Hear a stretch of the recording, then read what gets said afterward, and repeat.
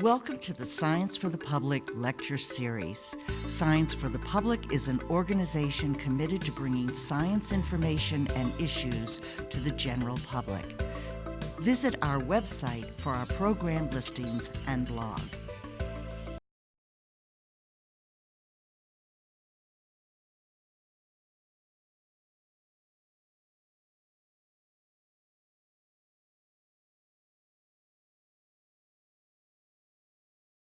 For Science for the Public, and tonight in our Public Science Lecture Series, which is sponsored by the Boston University College of Arts and Sciences this year, we have the pleasure of having Dr. Emery Brown present a wonderful lecture about states of unconsciousness.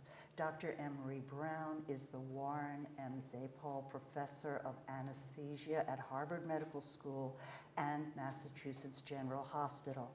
And he's also Professor of Health Sciences and Technology and Professor of Computational Neuroscience at MIT. He has a full plate. He received his MD degree from Harvard Medical School and later a PhD in statistics at Harvard. Dr. Brown has received a long list of awards and honors, some of which we've listed on the Science for Public website for this lecture, but I'd like to mention just two that are very prestigious, and I think Dr. Brown may be the first person to be honored by both of them.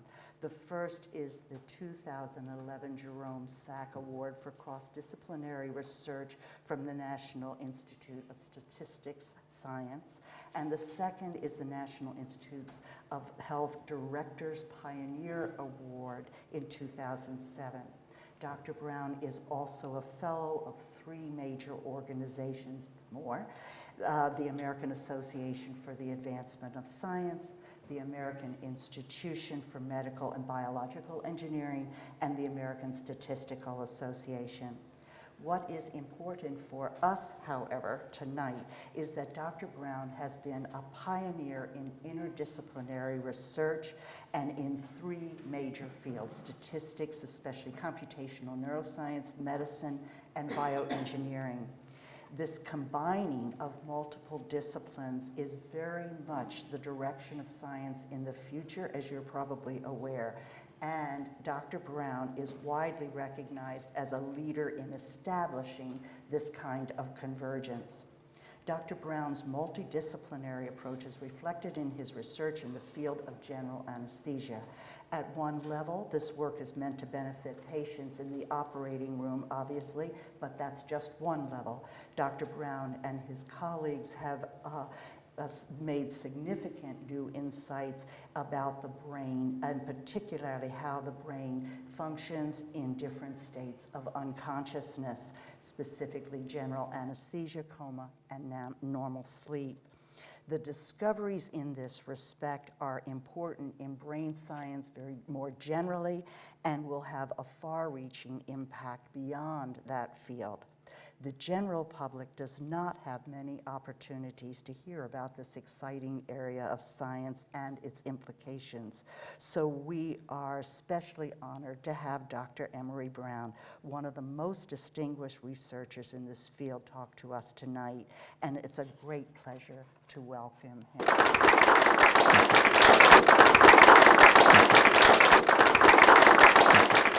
Oh, first of all, thank you so much for coming, Yvonne.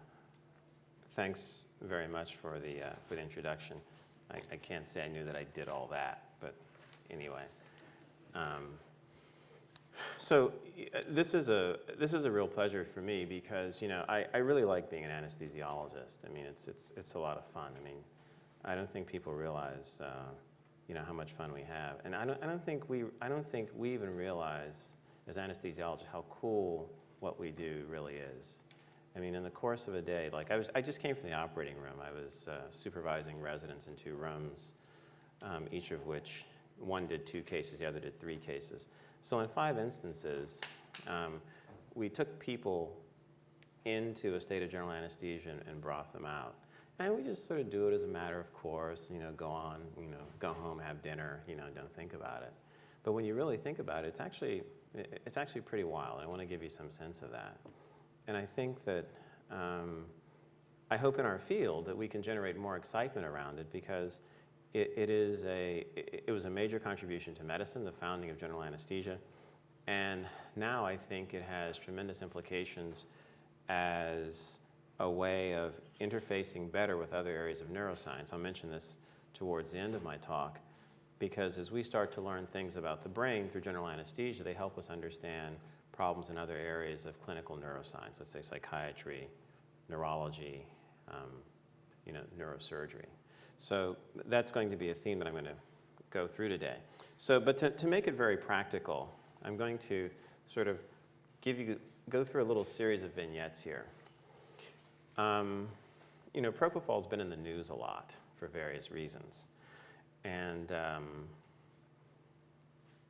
expert witnesses came to testify at the Michael Jackson case about propofol. But I want to actually tell you why it makes you unconscious. Why is it that when you give someone propofol, they actually lose consciousness, from the insights that we've gained from our research and also just from information that's out there in literature. Then I want to talk a little bit about general anesthesia and sleep. What is sleep? What is general anesthesia? Let's have a clear idea of that. And then towards the end, I want to talk about ketamine in particular, because ketamine is a drug of abuse which is used quite a bit. And we use it a lot as anesthesiologists, as an anesthetic. And then I want to give you some insight into what the future might look like, what I call awakening, sort of reversing anesthesia. Right now, we don't reverse anesthesia. We let it wear off. And I want to show you what it might look like in the future. And then I'll just have a few conclusions. All right. So just to make sure I get the points across, I'm going to tell you what the punchlines are already. So why does propofol make you unconscious? Okay. So what I'm going to show you is that when you go into a state of general anesthesia, the brain goes into, let's say, general anesthesia or unconsciousness induced by propofol, the brain goes into a set of oscillations. And I'm going to talk about two of those, two principal oscillations. One is an oscillation that's at about 10 cycles per second, kind of like this. And that oscillation engages the thalamus and the cortex in such a way that it's difficult to transmit information. Right? Then there's a second oscillation which comes about slow waves, they have a cycle which are about a little less than 1 cycle per second, a frequency a little less than 1 cycle per second. And when they're present, it makes it difficult for parts of the brain to communicate. So now you've got two things which are preventing information from being transmitted. And these are empirical findings. I'm going to show you how we've come to realize that. And then the other thing I'm going to show you is that the other way so those are things which are happening up here in the cortex and then in the thalamus. And I'm going to show you down in the brainstem what happens is that it's very likely that the drugs are blocking the arousal pathways. So information can't go from the lower part of the brain to the upper part of the brain. So you have this multifactorial effect as to why someone's unconscious. And all the reason why, that if the drug is doing this, it's not a sleep drug at all. And you can see why, and this one turns out to be very, very potent, why it's something that you wouldn't want to take recreationally. Now I'll say a couple sentences about the recreational use of propofol. All right, so let me just begin with the definition. So what is general anesthesia? So we wrote this review last December for the New England Journal of Medicine. And we put forward this definition of general anesthesia because it's not necessarily widely accepted. And I think part of the reason we've had difficulty investigating our field is that there's not a consensus as to what it is. You kind of know it when you see it, but then trying to be specific about it. So this is a definition that we put forward. So you're unconscious, meaning you're not aware of what's going on. You're amnestic. You don't remember what happens to you. It's not supposed to hurt. It's nice if you're not moving around while the surgeons are operating. And then I think we often don't mention this last part, stability and control of various physiological systems. I mean, we keep you stable. Heart rate, blood pressure, stress levels, temperature. And because, just do a little Gedanken experiment. You could take the first four and they'd be synonymous with death, right? And like I like to say, people, you go to a cocktail party and someone says, oh, you're an anesthesiologist. You go, ha, ha, ha, ha, ha. You knock people out. You go, no. Any fool can knock you out. we bring you back. That's the main part, the stability and the control. And it's reversible, right? We bring you in, we bring you back. And what I want to show you right here now, just using a little bit of anatomy, a little bit of physiology, that the idea that we don't know how these drugs work just doesn't make sense. I mean, we're going to do a little basic exercise here. So how many people here have actually had general anesthesia? Actually had it? Oh, good. Well, I'll show you this reflex that is called the doll's eyes. You turn the head one way, the eyes go the other way, and vice versa, okay? So that means, it sort of suggests very crudely that the nerves which control the eye movements are working.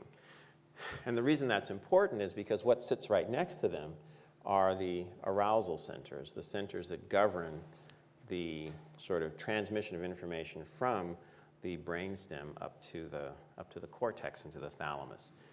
All right? So, okay.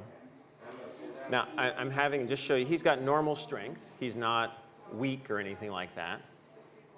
All right?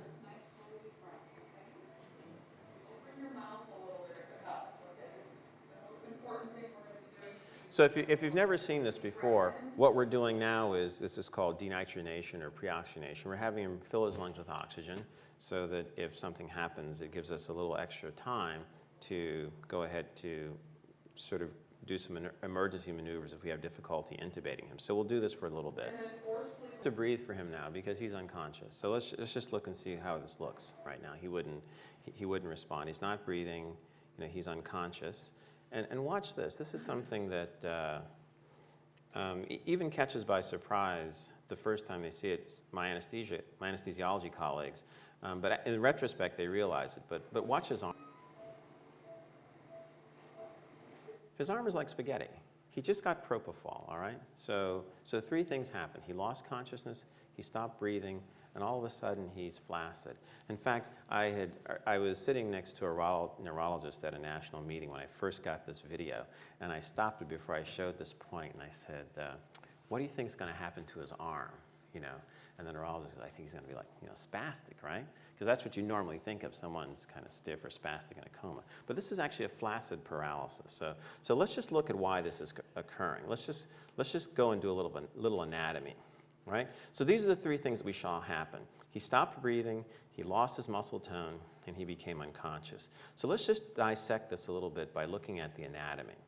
All right, so these effects are happening here. So this is the base of the brain here, called the brainstem. All right, so starting right here, this area right in here is the midbrain. This little bulge out here is called the pons. The pons is a bridge between what was thought to be the top of the spinal cord and sort of the midbrain. Pons, like, from Latin, like puente in Spanish, or pont in French. And then down here is the medulla, okay, right down there. And then this area in here is the midbrain. And all these little colorful circles that I put here are the arousal centers. So these are the centers which transmit arousal information from the brainstem up to the cortex or to the thalamus. Okay, so we'll go over them in just a second, but let me just start here with the anatomy. So we injected the propofol in a vein, so it circulates through, finally makes it over to the left side of the heart, and then goes up the blood vessels to the brainstem. How did it get to the brainstem? Well, it got to the brainstem by this set of vessels right here.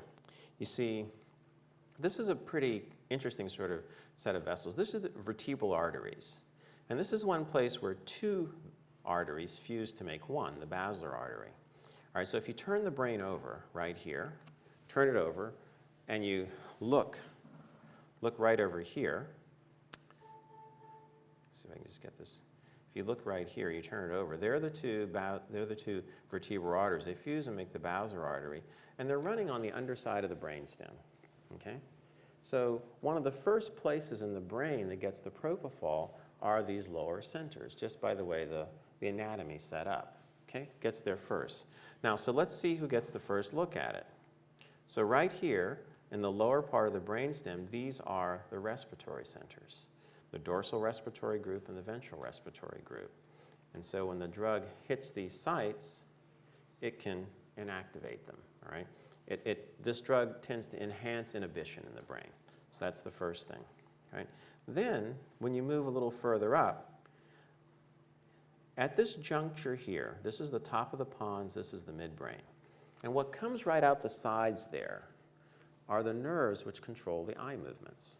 So when neurologists, are looking at patients' eyes, it's not that they care so much about the eyes, they're trying to make inferences about the areas around the eyes. They're trying to make inferences about the other nuclei. And very often they're trying to make inferences about these arousal centers here. And so the inference is, if something has damaged the movements of your eyes, then perhaps these arousal centers are inactivated or damaged also, right? And so that's what we're seeing here in this particular case. This gentleman's eyes are fixed in the midline, so the cranial nerves which control those eye movements, if they're affected, then by inference, probably these arousal centers are affected also, right? So that's kind of the logic. Now, the next part is a little, it's not as obvious, but there's very good clinical evidence for what I'm about to tell you. Sitting also in the brainstem here are relay nuclei, and these are two important ones. There's several, but they're relay motor nuclei. So information comes down from the motor cortex, goes down to these nuclei, and then goes down to the spinal cord. And there's a pair of them right here. These two up at the top here, the brown ones in this figure here. And get control of my mouse. This is the pontine reticular nucleus, and this is the pair, these are the medullary reticular nuclei. And what's interesting is NASA is interested in these pathways because you've probably seen the astronauts when they come back from being in anti-gravity for long periods of time. They're often slumped over. In fact, I don't think you ever see them give a press conference. They never hop out of the space shuttle and just, that was a great flight and all this sort of thing. It's always just a little while long before you see them because they've really lost control of those anti-gravity muscles. So they're the long muscles, ones that control like movements of the arms, like the cheerleader muscles, like, this sort of thing, this sort of movement, right? Okay, so what happens here? So these centers just sitting right here, so it also gets inactivated. So what's the clinical correlation for this? If you've ever seen someone, a patient, neurologists have patients, if they have a stroke, okay, and the stroke is due to a blood clot in like the basilar artery, right where it comes near the pons, when the person first presents, when they first show up, they're not stiff and rigid, they're actually flaccid, just like we saw in the picture there. So the point is that there's a lot of clinical evidence which sort of supports like what I'm telling you. So the idea that we can't understand how these drugs are working, where they're having their effect, just by doing a little analysis of just this little scenario, it doesn't really make sense that we should say that, right? So how else can we track the brain under anesthesia, right? So we put together this little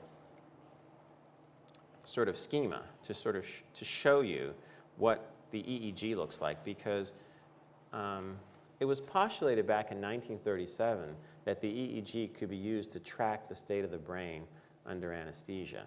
And it's only been in the last, let's say, 20 years or so that that's been used. But let me just remind you of a few things that you may have kind of seen in passing, but let's just get them firmly fixed in our heads because they'll be useful for the balance of the talk.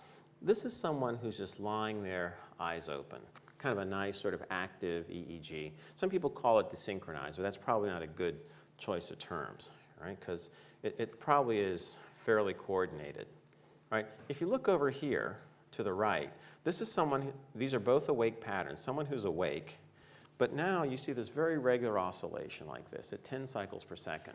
Now the way you get that is, this is called an alpha rhythm. And it's a rhythm that typically appears in the back of the head. If you place the EEG electrodes here in the back of the head, close your eyes, you'll get this very, very strong alpha rhythm. It's been known for years. The origins of it are not entirely clear. There's some theses out there about why it happens. But for our purposes, let's just say we know that it exists, okay? So that's you awake, either eyes closed or eyes open. Okay, now, let's go down the left pathway here. So let's say I give you a little bit of an anesthetic, okay?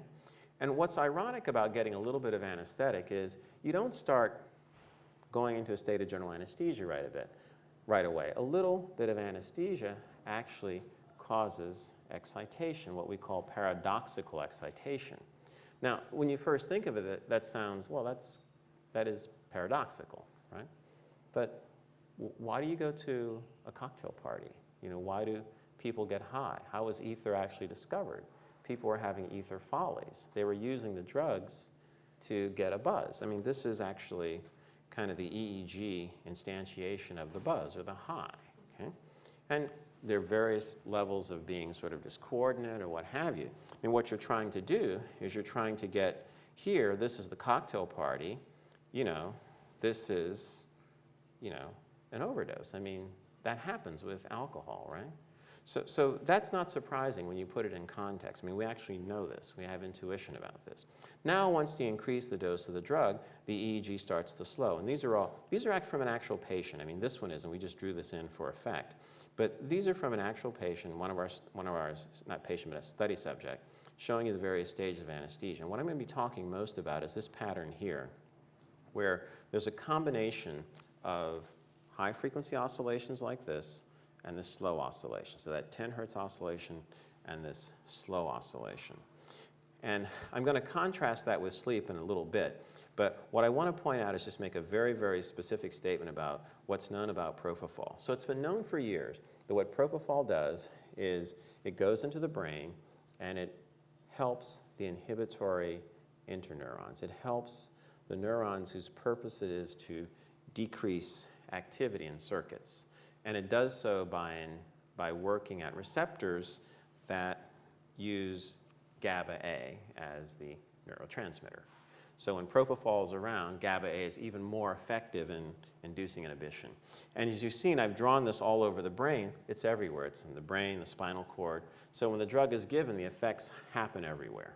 Okay? And the differential aspects of the effects really depend upon sort of the local wiring, okay? Because all the brain and the spinal cord is not wired up the same. Okay, so that's what's happening here with propofol. We're going to go into this in some more detail. Now, I want to point out this brain state here. This is burst suppression. This is a very, very deep state of anesthesia. And in fact, with that bolus dose that we gave the gentleman in the little video there, he most likely went right to that state, as you saw in about 45 seconds or so. This is a state that you see in patients who've had a diffuse anoxic brain injury. You see it in hypothermia, when it's induced, for example, either after someone has had a heart attack and they induce hypothermia to try to protect the brain, or when patients are on bypass, for bypass surgery, and they cool the patient down. If you look at the brain waves, it does this. It goes into this state where it's and then the bursts eventually disappear, and you have a silent EEG, and that's the quote-unquote isoelectric state. Okay? Now, one of the main differences between sleep, which is over here, and general anesthesia, is that you never see like burst suppression. So I'm going to talk a little bit more about these sort of patterns later on when I speak specifically about general anesthesia and sleep. But I put this here on purpose to, if we remember nothing else, just remember burst suppression you never see in sleep. I mean, you'll see things that look like the states here in anesthesia, but you'll never see burst suppression. Right? All right. So I want to go over some of the work that we've done to look at what happens to the brain under anesthesia. And this has been mostly done in collaboration with my colleague Patrick Purdon at Mass General Hospital there. So we set up a very simple study, conceptually very simple. Why not just image the brain in patients and look to see what turns off or turns on as they transition into loss of consciousness? And since we have the good fortune at Mass General to have one of the best imaging centers in the world, there's sort of no excuse not to do it. And so this is what we did. We gave a series of volunteers increasing doses of propofol, and you saw we gave that gentleman a bolus dose, and he lost consciousness within about 45 seconds. In this case, what we did was we protracted that out over a period of almost 2 hours, giving slowly increasing doses of propofol so that we can actually see the point at which the person lost consciousness. So that's straightforward, okay? Just slowly increase the dose. Where does the person lose consciousness? Now, the second part is you measure the EEG, because we have EEG patterns that we know are associated with loss of consciousness or changes in anesthetic state of the brain. And now you need a stimulus. You need something to tell you when the person has lost consciousness. So they're constantly listening to a tone and hitting a left button if it's a high tone and a right button if it's a low tone. So it's bong, bing, and they're constantly responding. So when they stop responding, we have a clinical indicator of when they've lost consciousness, right? Now, the next part of this was, as you saw, when the gentleman lost consciousness, he stopped breathing. So we want to put study subjects in a scanner. We want to have them all wired up. We want to track their EEG. We want to be able to deliver the drug in a controlled manner. And we know they're going to stop breathing, right? So what do? So what we did was we got patients to volunteer, or excuse me, subjects to volunteer for the study who have tracheostomies. So these are people who had been operated on before because maybe they had laryngeal cancer, maybe they had a dysplastic growth, maybe trauma to the larynx, and it necessitated them having perhaps a laryngectomy, and as a result, they're left with a stoma here. So we could just place a breathing tube right there before they went off under anesthesia, hook them up to the breathing circuit, and if they stopped breathing, we could just assist them, right? So we'd have exactly the same standards that you'd have in the operating room. And the idea, the suggestion to use these patients was given to me by my then chairman, Warren Zapol, who is a very, very clever, very, very clever physiologist, because he realized that we were groping with how to solve this problem. And then the rest of the study is also conceptually simple. If I'm playing a tone, I'm playing tones, so I'm going to activate your auditory pathway. So then just simply look to see how the activity in the auditory pathway drops out as you lose consciousness. That's the study, okay? Just very conceptually straightforward, right? So here's kind of the punchline, right? So this is a composite of the brain images made up of the 7 subjects that we studied in this investigation. Here's the baseline. This is before they lost consciousness, and this is after they lost consciousness, and here they are at the deepest level of loss of consciousness. So this is an axial slice, so you take the brain, turn it over, you're looking at it from the bottom, you make a cut across it like that. And then here we have a coronal slice down at the bottom, the corresponding coronal slice here. So the subject hasn't received any drug, and you see these yellow areas here. These yellow areas represent the auditory cortex being quite active, okay? And that activity continues even before they've lost consciousness. They're still processing information, okay? Now here it looks like there's no activity, right? It's not that there's no activity. What we did was we set a level, and we said we're only going to show you in every image the activity that's above a certain level, okay? So if we drop that threshold, you would see more activity there. Now, what's interesting though is now here the subjects are at a profound state of loss of consciousness. And if you look back over here, in this area here, when they were clearly conscious, this part of the brain, which involves here what we're showing is part of that brainstem area, and then it's not really shown very well here, but the thalamus is actually more active when the subject is profoundly unconscious than when they're awake, okay? Now, we know the areas are active here because the information to get from the ear up to the cortex had to go through the thalamus. So even though you don't see it lighting up here like crazy in the imaging, it's active because the subject is hearing the tone and they're answering the questions correctly. So this was one of the first observations that we made, which was, sort of surprising. Could I say I predicted this? No. I mean, I knew you could sort of inactivate different parts of the brain and have unconsciousness, but I wouldn't have predicted this. So the thalamus is actually more active than when you are awake, all right? So, and here's just an illustration of that specifically. Here's the thalamus. It's actually quite active, all right? So that was a key finding, all right? And the why of this, our hypothesis as to why this occurred is the following. I showed you this pathway going from the ear up to the auditory cortex here, okay? we didn't realize, we didn't think about when we designed the study, is that there are feedback pathways which come from the auditory cortex and project back to the thalamus. They project down to the brainstem as well.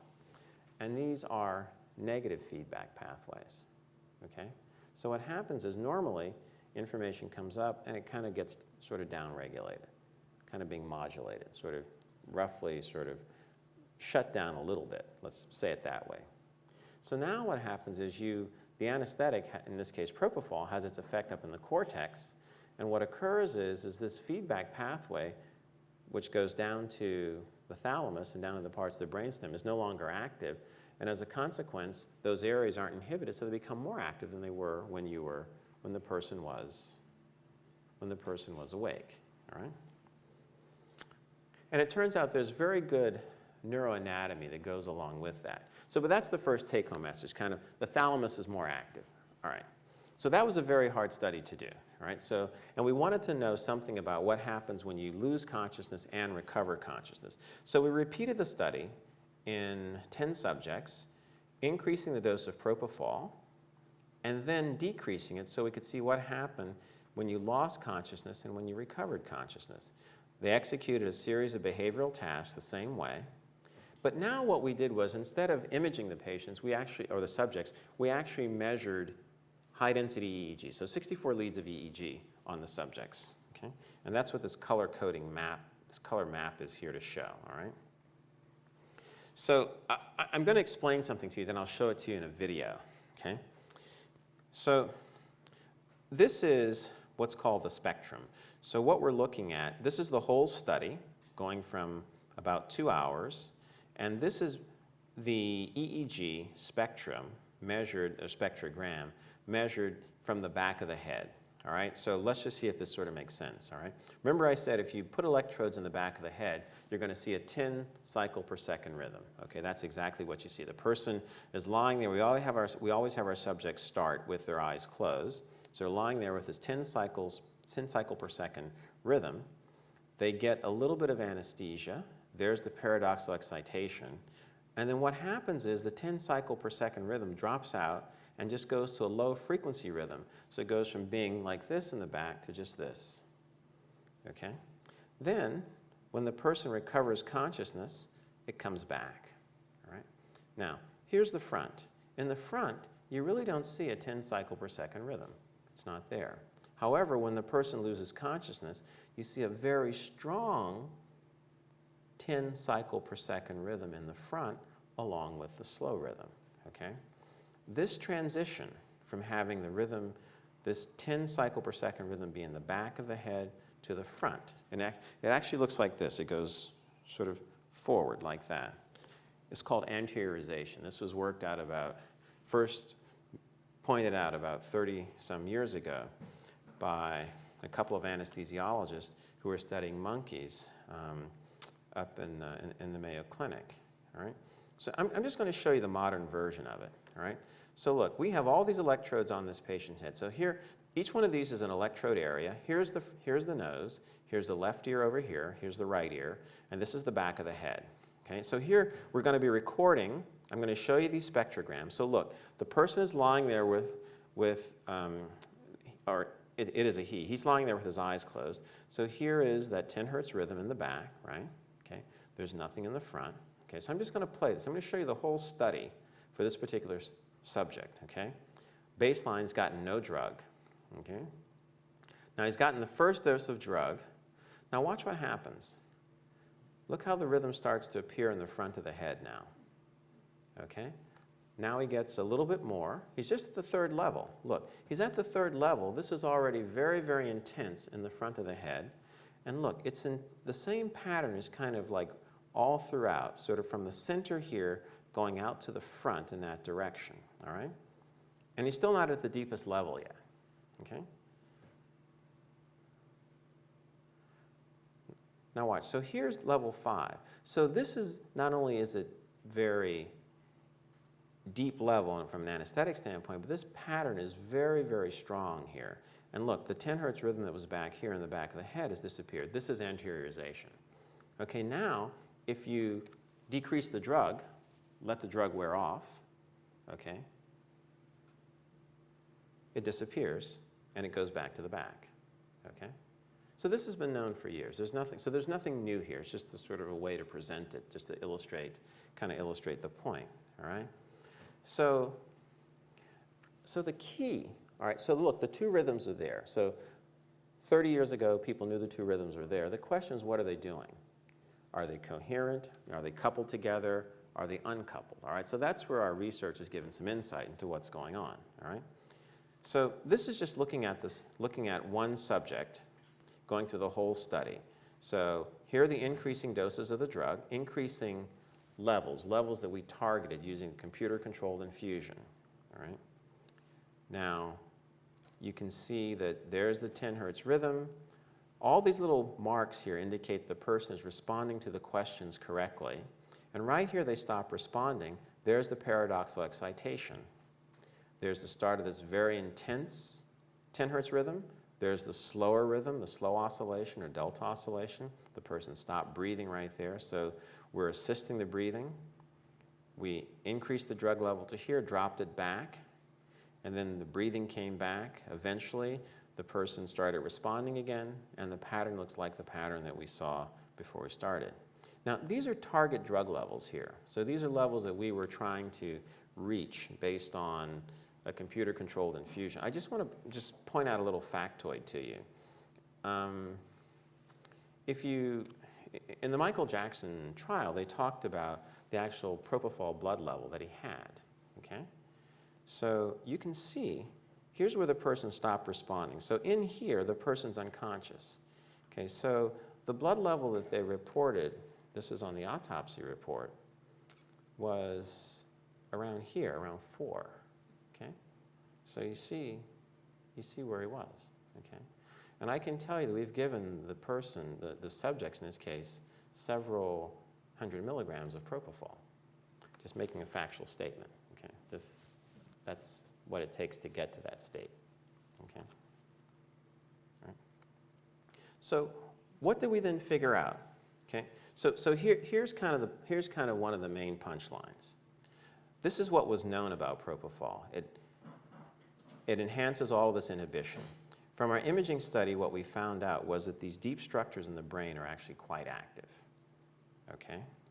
Now, from this study here that I'm showing you now, we actually learned that at the 10 hertz rhythm, this area here across the front was very, very coherent. In other words, this 10 hertz rhythm was actually strongly, the rhythm that you saw across the front of the head was in sync across the entire front of the head. It wasn't uncoupled. Whereas the slow oscillation rhythm, it turned out, was uncoupled. Okay, so you have two states existing at the same time, right? So we went about trying to figure out what could be producing the 10 hertz oscillation like this. And this was a paper which we just published last year, in which we did some mathematical modeling. This is work actually done with Nancy Coppell here at BU in the math department, and Shenung Ching, who's my postdoc who worked on this. And what Shenung's work was able to demonstrate is that given the architecture of the cortex and the thalamus, and the connections between them, it's very likely that this 10 hertz oscillation is an oscillation being generated by the thalamus in collaboration with the cortex. So what happens? So roughly speaking, this occurs because the thalamus has two modes. So just to remind you, the thalamus is like this way station, right? Everything comes through it, going up, going down. I mean, the real analogy is like in soccer, where you have like a great center midfielder. A good center midfielder, all the plays go through the center midfielder, helps with the defense, helps with the offense, just pushes the ball forward. The thalamus is very much like that. And so if you get like a central component of a system like that engaged, and it's engaged in, let's say, doing one thing, you've shrunk it down to a single bandwidth. Imagine, we're having communication now. I'm communicating across a very broad bandwidth. So now I shrink this down to, let's say, one particular frequency, 10 hertz. Okay? So it's like, that's all you have. So the cortex and the thalamus are sort of like locked into that rhythm, right? And then the other part that we figured out from this was that when you looked here at the slow oscillations, the slow oscillations, which we believe are coming from the cortex, are not coupled at all. So you've got two things. The little bits of cortex are here. They can't communicate with each other. And when they're communicating with the thalamus, they're doing so in a fixed oscillation. So if you say, why are you unconscious? What would be the dynamics of your being unconscious under propofol? We think that that's the case. And this is just to illustrate that particular point. Right here, see, each one of these is a study subject. This is the entire study here, okay? This is the people executing the behavioral responses, okay? So they're getting them all correct. Then they start missing some, getting none. So here's where they become unconscious. Now they start getting them again as the drug dose has been reduced, and now they're responding again. And you can see, just by showing you these 6 different subjects, that people have different response patterns to the drug. This person here went out, came right back. Look, this person here drifted down. It took a while to really lose consciousness. It was out for a while. It took a while to come back. It took almost until the very end of the study to come back. But if you draw a line right down here, this is where the highest drug level is. Okay, and what this yellow line represents here, what this yellow line in each of these locales represents is coherence. It's the measure of coupling at that frequency. And so the highest that this coupling could be, if you look over here on the side, is 1. In other words, things would be perfectly coupled. But you can see that it's around about 75. All right? So it's a very tight correlation among all the sites somewhere. And the question is where? So that's why the color coding is important. So here's the color coding that I showed you right there. Okay? So you notice how on the front it's yellow and green. And so what Alan Simmons here, my postdoc who did these analyses, showed is that it's all the yellow pieces here. If you read up from the bottom, most of the correlation is made up of the yellow parts, meaning it's coming from the front of the head. So at 10 hertz, a 10 hertz rhythm has the front of the head engaged when you're in deep stages of anesthesia. That's the conclusion from that. So this is what it looks like, okay? Here's the way to see it. So this is you're awake, okay? So just look right here at this neuron, this particular neuron. It's getting input from an inhibitory interneuron, and it's getting all these inputs coming up from different parts of the, let's say like the brainstem, okay? So there's a balance between the pluses and the minuses, okay? Now, propofol comes along, and propofol shifts that balance towards inhibition. It not only does it here, okay, but we saw that it does it down here in the brainstem as well, okay? So that gives you this particular state, okay? All right? And as I said, it's acting on these GABA receptors there. So you know how we talk about people getting addicted to opioids quite a bit. Okay, so opioids, we use them, morphine, oxycodone, we use them to treat pain, but there's also the risk of addiction. So the same thing is true for propofol, and perhaps, what's transpired with Michael Jackson has brought some of this to light. And so just like the opioids can be very effective in treating pain, they can also become addictive because they actually have effects on what's called the brain's reward centers, all right? Turns out propofol has a similar effect. And if you look at it, in addition to binding to those GABA-A receptors and sort of shutting down the brain, here's one of the main reward pathways, which comes from the top of the midbrain and going up to the cortex and going to the amygdala and the hippocampus. Remember, center of emotion, memory, short-term memory, and the nucleus accumbens, which is very, very important in reward. And the neurotransmitter that's involved is dopamine. So it causes this release of dopamine. So it's very, very interesting because, we know this clinically. Very often, people who've had anesthesia with propofol will come to and they go, oh, I feel kind of good. That wasn't too bad. They talk about this euphoria. And depending upon how long the sedation was relative to, the period of the operation, they may perceive this more or less, okay? And in fact, in this one study that was done in 2002 that looked at this, they showed that there's a dose-dependent effect in the amount of dopamine that's released from this particular area. So as you increase the dose of propofol, you actually get more and more dopamine release. So the kind of the sensation where the patients would probably perceive it is that they had sort of a whopping dose of propofol over a very short period of time.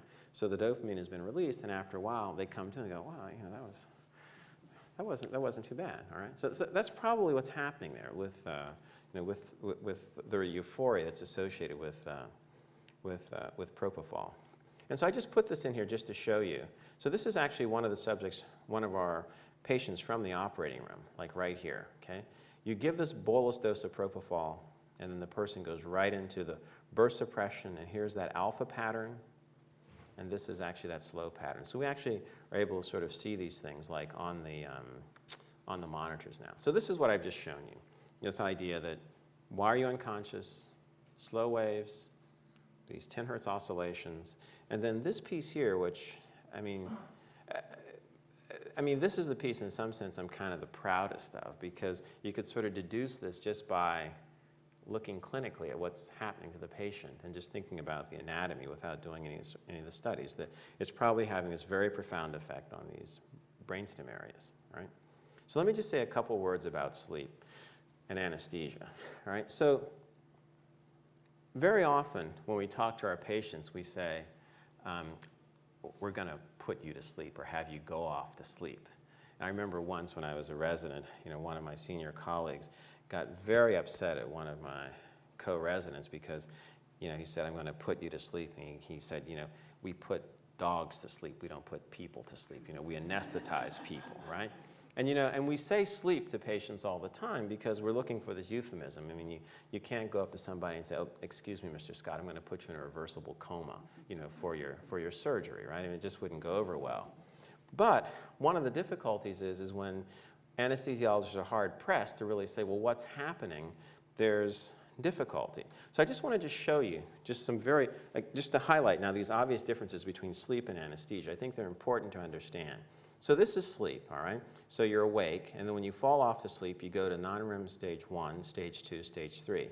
Now, I actually took this from a book, Purvis's book on neuroscience, which came out in 2008. And actually in 2008, they got rid of stage 4 sleep, right? That was the same year they got rid of Pluto.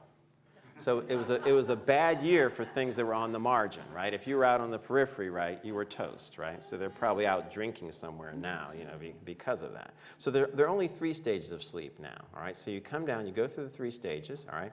Here's the deepest stage. Then you go back up and you go into REM sleep. Then you do that again.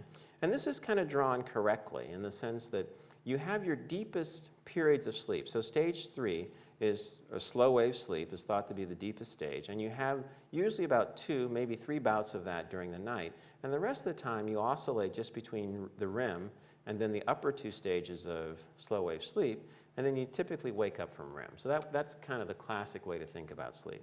Now, the 2 stages are quite different. So when you're in non-REM sleep, non-rapid eye movement sleep, things tend to slow down, the heart rate, respiration, okay, and muscle tone is usually less, okay? REM sleep is just the opposite. It's rapid eye movement sleep. It was originally called paradoxical sleep. Respiration and heart rate are actually quite irregular. And it's very interesting to sort of see. So now if we go back over here, so this is what this would look like on the EEG. And I put these like this, not because I was trying to illustrate the relationship between the way you cycle through sleep normally, but just to illustrate what they kind of look like. So this might be the closest thing that looks like, being either paradoxical excitation or being here awake. So REM sleep is actually an active brain state, which I'm going to show you in just a second, whereas non-REM sleep tends to be less active. So here, slow wave sleep, these look like the same slow waves that we just saw over here in anesthesia, but they're not. They actually have different properties, all right? And so the point that I want you to take home with this, if you've never sort of thought about this, it's really interesting to look at how we think non-REM sleep starts. So you start with non-REM sleep here.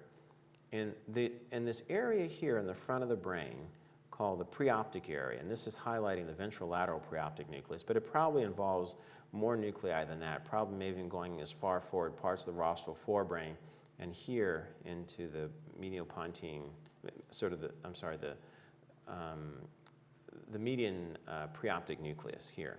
But the key idea is the following. This area becomes active, and it shuts off, and look what it's pointing to. Look where the arrows are going. The arrows are going to all of these arousal centers, okay? We started there, all right? It becomes active, and it shuts down these arousal centers. So that gets you into non-REM sleep, okay? Now, what has to happen for you to get into REM sleep is the cortex has to become active. So the projections back here in the back, at the top of the midbrain, sitting in the back, which go up to the thalamus and then on up to the cortex, they release acetylcholine, it's an excitatory transmitter. They become active, right? They make the brain active, they make the spinal cord, or they paralyze the spinal cord, all right? So the same projections here, which actually activate the cortex over here, actually cause the spinal cord to, the alpha motor neurons in the spinal cord to actually shut down. So what do you have? You have active brain, and sort of paralyzed body, okay? So that's why you can dream during REM, right? But you can't act on it, okay? Because otherwise you'd be like running all over creation. But when do you actually sleepwalk? You sleepwalk during non-REM sleep. So you can actually dream during non-REM sleep as well. But there's supposedly a quality difference in the types of dreams. They're supposedly much more vivid, like during REM sleep or what have you, okay? But the point is that this is kind of natural paralysis, if you would. So the body is naturally paralyzed during this state. And here, the cortex is actually quite active. So the states are different. So just think of it. Sleep is this, oscillation, right? That's not anesthesia, because you could go in there and shake the person like this, and they're going to eventually come to. Anesthesia is quite different. So when people actually pin me down and they say, well, what do you actually say to your patients? You don't say sleep, you don't say coma. I mean, I actually just describe to them what's going to happen. I say, we're going to induce general anesthesia. That means you're going to be unconscious. You're not going to know what's happening to you. You're not going to remember it, and you're not going to feel any pain.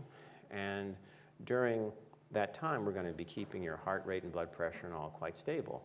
And you won't be moving because it'll make it easier for the surgeons to operate. I mean, that's what I actually tell them. I mean, actually, I give them the definition of general anesthesia. The single neuron here. So one kind of main concept I just want to get across is whether you're awake, whether you're asleep, whether you're anesthetized, the activity in the brain is always a balance between inhibition and excitation. It's kind of just that simple. It's complex, but that's kind of a two-sentence statement of what's going on. So what do? We have all this inhibition, which is there from the propofol, and we don't go in and block the propofol. We go in and activate the excitatory pathway. And if the level of activity in that can exceed the level of inhibition, in principle, you should come to, all right? And so that's what we think was happening there. All right. So this is what I've told you. So we've looked at two drugs. Propofol sort of slows things down, controlled. Ketamine, which is very fast oscillations. We've come to an agreement about what general anesthesia is, what sleep is. You can see that it's a reversible coma. It has to be a reversible coma, right? If you think about what you're going to do to someone if they're having surgery, right? It's a very traumatic undertaking. And you'd have to be in a state where you're essentially insensate to be able to tolerate it, certainly humanely and safely, right? And I've shown you this last point, which is that perhaps we may have new approaches to the way we bring you out of anesthesia, right? And so, this is to me the anesthesiologist's view of the world, right?